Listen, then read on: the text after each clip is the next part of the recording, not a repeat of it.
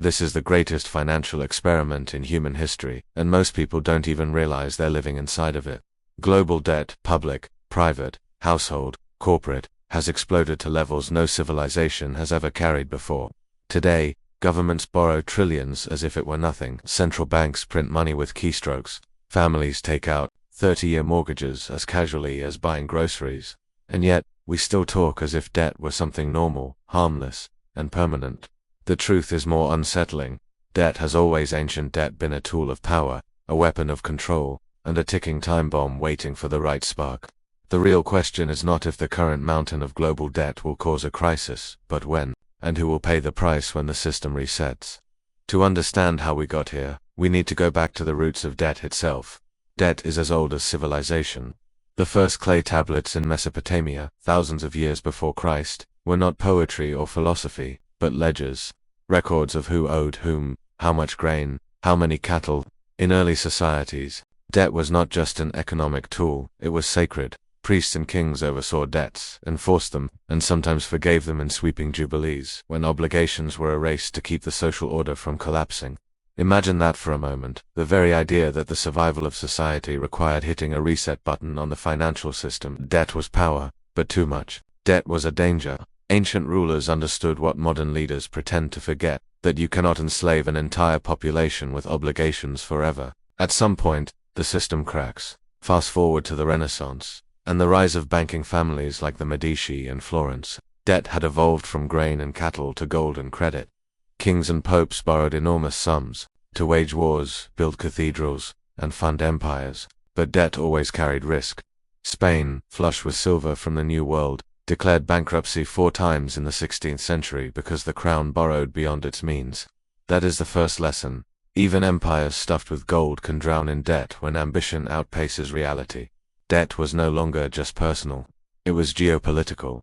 It fueled wars, toppled dynasties, and redrew maps. The modern debt explosion, however, began in the 20th century. After the First World War, nations carried debts so enormous that repayment seemed impossible. Germany was saddled with reparations under the Treaty of Versailles, obligations so crushing that economists at the time warned they would destabilize the country. They were right. The hyperinflation of the early 1920s, when Germans carried wheelbarrows of paper marks to buy bread, was a direct consequence of debt obligations that could not be met in real terms.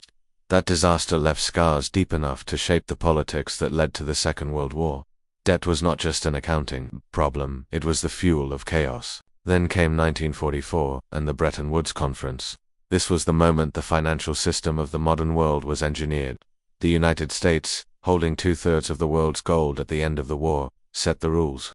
The dollar became the anchor, convertible to gold at $35 per ounce. Other currencies pegged themselves to the dollar. The idea was stability. The reality was dependence. Every nation's debt, every government bond, every economic calculation now rested on the promise that the United States would maintain discipline. For a while, it worked, but the temptation to borrow, to spend beyond one's means, never goes away. By the 1960s, with the cost of the Vietnam War and domestic programs piling up, the United States printed more dollars than it had gold. Foreign governments noticed, and they started demanding gold in exchange for paper. In 1971, Richard Nixon slammed the door, ending the dollar's link to the quiet revolution gold. Debt was now untethered. Governments could borrow and print at will, limited only by trust. That moment in 1971 was the quiet revolution. It transformed debt from something finite into something infinite. With gold gone, central banks discovered they could manipulate interest rates to control the economy. When growth slowed, lower rates encouraged borrowing. When crises hit, more debt was created to patch the hole. Each rescue required more leverage than the last.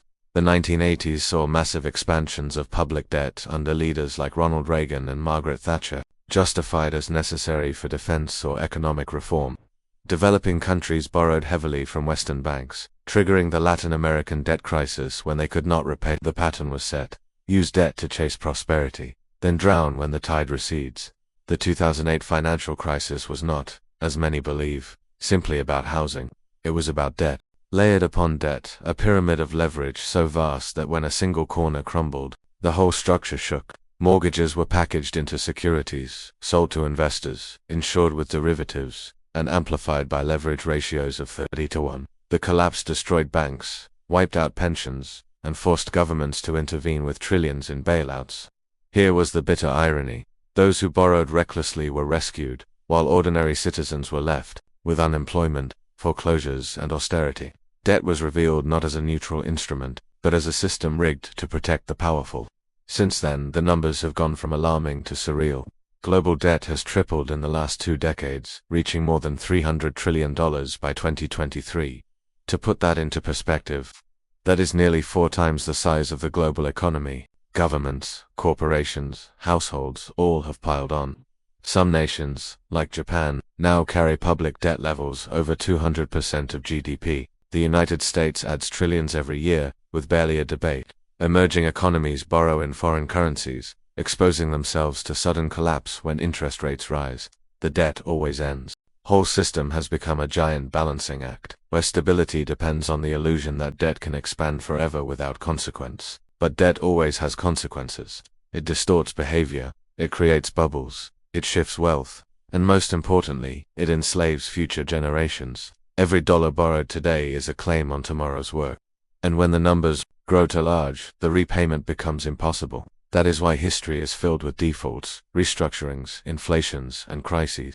Debt always ends one of 3 ways. You pay it back honestly, you inflate it away, or you default. No empire, no system, has ever escaped that truth. The present-day consequences are everywhere, but most people don't see them because debt has become invisible. Think about it. When your government runs a deficit, it doesn't knock on your door and ask for cash. It issues bonds, sells them to banks or foreign investors, and quietly builds a tab in your name. When you swipe a credit card, you're not paying, you're borrowing. When corporations announce record profits, often those profits are juiced by borrowed money used to buy back stock. The system thrives on leverage, but leverage works like gravity. It feels weightless on the way up, and crushing on the way down. The entire financial system today is floating on promises that may not be kept. Take the United States, the anchor of the global system. Its national debt passed $34 trillion in 2024. That number is so huge it has become abstract. But translated into reality, every taxpayer is carrying hundreds of thousands of dollars in obligations. Interest payments alone now rival defense spending. That means the world's largest superpower is borrowing money just to pay the interest on the money it already borrowed. This is not unique. Across Europe, debt-to-GDP ratios remain well above 100% in countries like Italy and Greece. In China, the debt explosion has been hidden in local governments and state-owned enterprises, creating shadow liabilities that may be far larger than official figures suggest. Everywhere you look, debt has metastasized. The trap is psychological as much as financial. Politicians love debt because it buys time. Raising taxes angers voters. Cutting spending angers even more. Borrowing, however, seems painless. Future generations will deal with it. The illusion works until it doesn't. When interest rates rise, the burden suddenly becomes visible. This is exactly what we've seen since 2022, when central banks raised rates to fight inflation. Suddenly, the cost of servicing debt surged. Governments faced tighter budgets. Households faced higher mortgage payments. Corporations saw their refinancing costs explode. Debt is like a sleeping predator, harmless while it rests, deadly when it awakens. And yet, even as the risks grow, debt continues to be sold as a path to prosperity. Students are told to take on tens of thousands in loans for degrees that may or may not pay off. Families are told to stretch for homes they can barely afford, because real estate always goes up. Nations are told that deficits don't matter, because central banks can print unlimited currency. This is the great lie of modern finance, that debt is free, infinite, and safe. History screams the opposite. What comes next is not hard to guess if you've studied economic history. There are only a few escape routes when debt piles up beyond reason. One is inflation, silently reducing the value of what's owed by debasing the currency. This is already happening. When prices rise 10%, your savings lose 10% of their power, but your government's debt shrinks by the same measure. It is a hidden tax, and it is politically easier than default.